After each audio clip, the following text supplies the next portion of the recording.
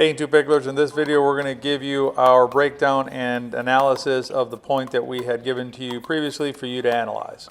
If you haven't already done the analysis yourself on the point, we recommend that you do that first. We'll link to it above and below so that you can go there, analyze the point, and then come back to this video and see if your answer correlates to our answer and what you think about it.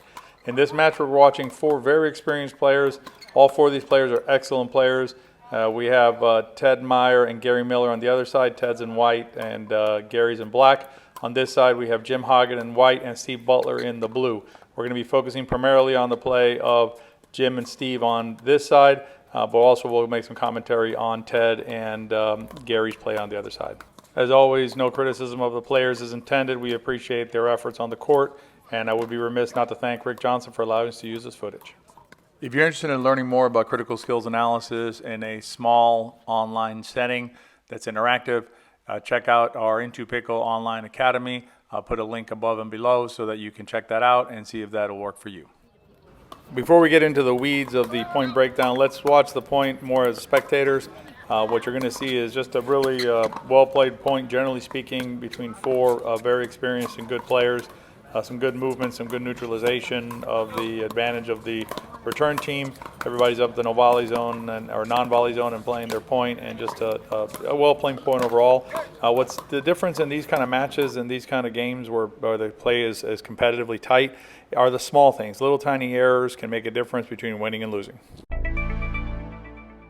It's time to do what we do and break this point down. We're going to basically look at different aspects of the point and then get to the error at the end.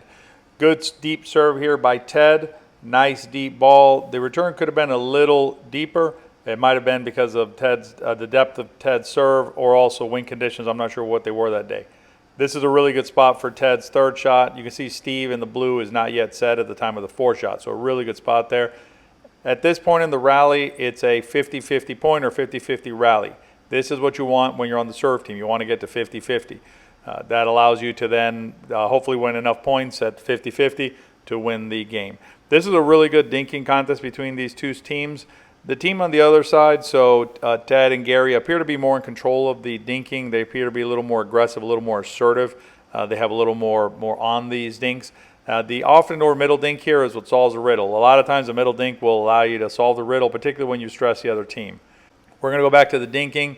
Good back and forth thinking here, some good movement. And what we're going to do is we're going to look specifically at what happened when the shot was missed by Gary and by Jim's team. This shot here sets the stage. It's a really important shot, and we'll come back to it in a minute to break it down. And those of you who follow our channel will know what I'm going to say. Basically, you'll see Jim here in the white moves towards the ball. Steve in the blue is allowed to hit it, though. So Jim moves over but stops and does not continue over, allowing Steve to hit that ball. This is basically the same middle dink as earlier. It's almost exactly the same. It's just a little bit to our right.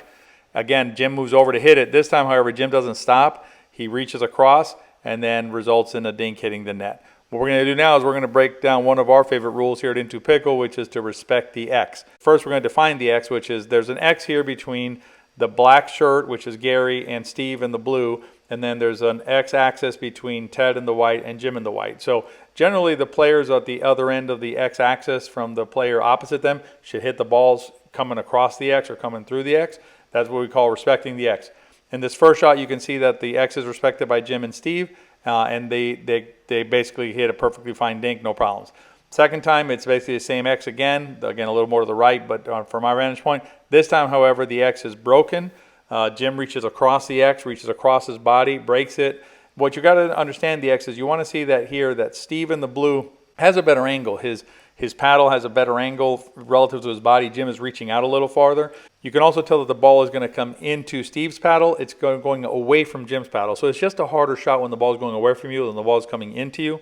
So breaking the X there results in then a harder shot, ultimately resulting in a loss of the point.